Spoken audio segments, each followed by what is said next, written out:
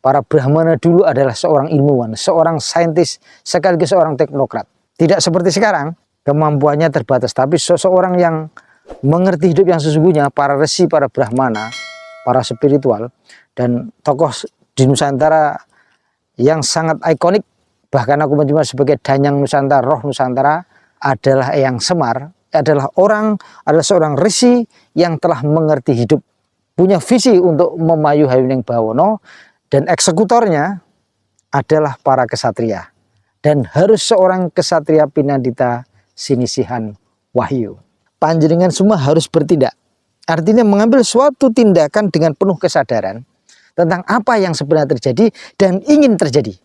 Jika panjenengan semua ingin membangkitkan keluhuran Jawa Nusantara kembali, keadiluhungan Jawa Nusantara kembali, peradaban yang adiluhung, budaya yang adiluhung, atau apapun Anda menyebutnya, maka harus ada Sang Hyang Semar dan harus ada kesatria pinandita sinisihan wahyu. Tanpa itu tidak mungkin.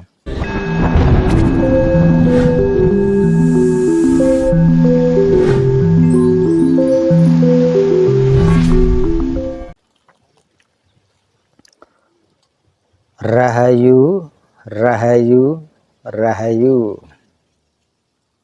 Selamat sejahtera nggih. Ketemu lagi dengan Sri Teguh Bunga Dharma. Kali ini aku akan melanjutkan tema yang berkaitan dengan GBHN, Garis Besar Haluan Nusantara.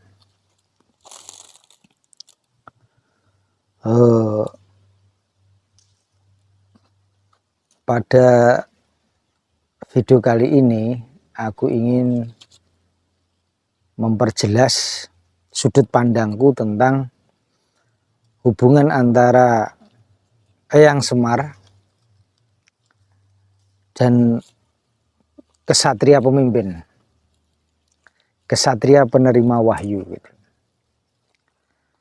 Seperti dalam videoku sebelumnya aku menjelaskan bahwa GBHN ini, aku menyebutnya begitu nggih, Garis Besar Haluan Nusantara ini diletakkan oleh dibuat oleh para leluhur kita, para pepunden kita, dan tokoh sentralnya yaitu salah satunya adalah Eyang Semar atau Resi Agastya, atau dalam kekinian lagi ya sebenarnya yaitu nama lain juga dari Eyang Sabtopalon gitu loh. Nah, salah satu garis besar haluan Nusantara dalam konteks berbangsa dan bernegara, bahwa seharusnya seorang pemimpin itu adalah kesatria yang berwahyu, atau kita sekarang menyebutnya sebagai kesatria pinandita sinisihan wahyu. Jadi karakter pemimpin ini adalah karakter kesatria, dan karakter kesatria pemimpin ini itu pasti akan selalu dituntun, didampingi, atau bahasa Jawanya diemong oleh Sang Hyang Semar ini gitu. Karena memang ketika beliau bertugas di wilayah Jawa Nusantara ini, memang salah satu tugas beliau adalah membangun peradaban, membangun tatanan, membangun budaya, atau apapun panjenengan menyebutnya. Dan salah satunya mendirikan komunitas semacam kerajaan-kerajaan, komunitas masyarakat. Nah, di situ ada beliau menuntun para pemimpin, mereka yang berkarakter seorang pemimpin, atau kita menyebutnya para kesatria. Nah, kesatria ini harus berwahyu, atau kita sekarang menyebutnya wahyu keprabon gitu loh. Nah, kesatria yang berwahyu ini pasti selalu di bawah naungan, bimbingan, atau diemong oleh Eyang Semar ini gitu loh. Resi Agastya ini atau Eyang Sabtopalon ini gitu loh. Karena ini bagian dari tatanan garis besar haluan Nusantara. Dan tatanan ini nanti akan kembali seperti itu. Ini akan hadir kembali. Karena kalau panjenengan amati dalam sosial politik atau berbangsa bernegara kita saat ini, tatanan seperti itu hilang. tidak jelas mana kesatrianya, mana spiritualnya, mana penuntunnya, mana yang diomongnya, itu sekarang tidak jelas. Karena wahyunya sekarang itu adalah uang. Kesatrianya bisa diciptakan melalui uang. Kemudian penuntunnya atau spiritualnya, atau zaman kuno punya para brahmana, para resi, atau sekarang mungkinnya para ulama atau apa jangan nyebutnya, monggo terserah. Itu sudah tidak jelas. Mereka juga terlibat dalam politik, ingin berkuasa, padahal mereka sebenarnya adalah para penuntun. Nah, budaya ini, tatanan ini telah hilang. Nah, tidak lama lagi itu akan dikembalikan. Eranya para kesatria pemimpin dan diemong oleh Sang Hyang Semar, Sang Hyang Ismoyo, Sang Hyang Sabdopalon atau apa panjenengan menyebutnya, itu akan kembali. Tatanan seperti itu akan kembali lagi dan kita semua harus bersiap. Panjenengan tidak harus setuju seperti yang aku bilang selama ini. Panjenengan tidak setuju, tapi aku mencoba menggugah, menginspirasi panjenengan semua untuk menerima pemikiran ini sekaligus mengamati keadaan yang sekarang. Tatanan kita telah rancu, tatanan kita telah tumpang tindih, mana pemimpin, mana sing ngomong, atau para spiritualnya, para pemangku yang ngomong para kesatria ini sudah tidak jelas. Padahal seorang Semar adalah ia yang telah mengerti hidup secara sesungguhnya, baik secara lahir maupun batin, mengerti jontro jantraning jaman, dan memang bertujuan untuk hamemayu hayuning bawono. Dan beliau pasti memomong seorang kesatria yang tepat, seorang kesatria pinandita sinisihan wahyu. Ini akan muncul kembali dan inilah saatnya, ini waktunya. Ketika kita semua berpikir dan berkesadaran seperti ini akan mengundang berkah alam untuk terjadi seperti itu. Kita mungkin tidak tahu ini memulainya dari mana, ini nanti prosesnya bagaimana. Biarlah itu kita serahkan kepada alam. Kita paling tidak minimal itu, kita harus memahami ini, bisa menerima pemahaman ini dan mengaplikasikannya dalam kehidupan kita, dalam pilihan kita, dalam sudut pandang hidup kita.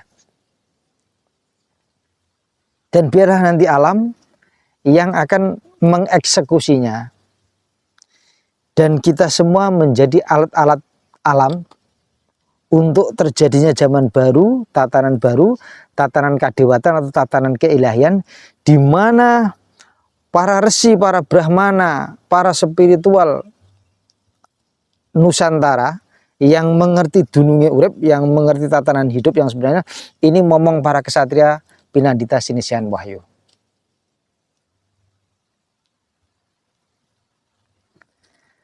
Budaya ini telah lama hilang, tatanan ini telah lama hilang, peradaban ini yang menghasilkan budaya yang adiluhung telah hilang.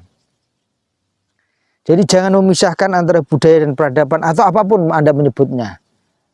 Karena peradaban apapun lahir dari budaya, budaya lahir dari suatu pemahaman hidup.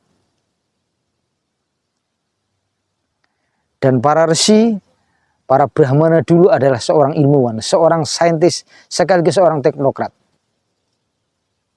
Tidak seperti sekarang, kemampuannya terbatas, tapi seseorang yang mengerti hidup yang sesungguhnya, para resi, para brahmana, para spiritual, dan tokoh di Nusantara yang sangat ikonik, bahkan aku menyebut sebagai danyang Nusantara, roh Nusantara, adalah Eyang Semar, adalah seorang resi yang telah mengerti hidup dan punya visi untuk memayu hayuning bawono, dan eksekutornya adalah para kesatria, dan harus seorang kesatria pinandita sinisihan wahyu. Jenengan amati kehidupan kita yang sekarang, dan panjenengan nanti akan menemukan suatu benang merah apa yang aku sampaikan ini.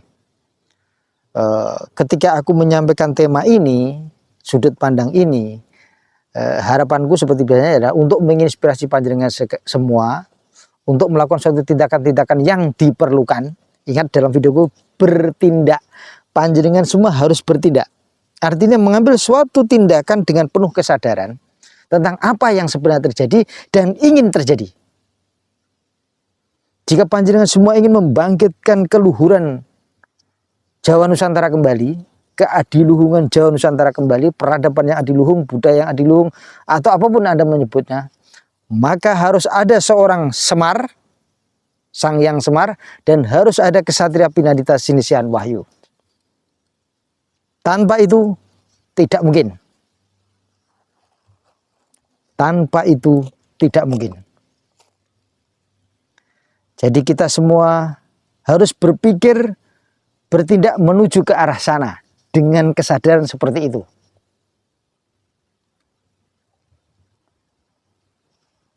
Semakin ke depan nanti aku akan makin membuka wacana-wacana atau sudut pandang sesuai berdasarkan pengalaman pribadiku.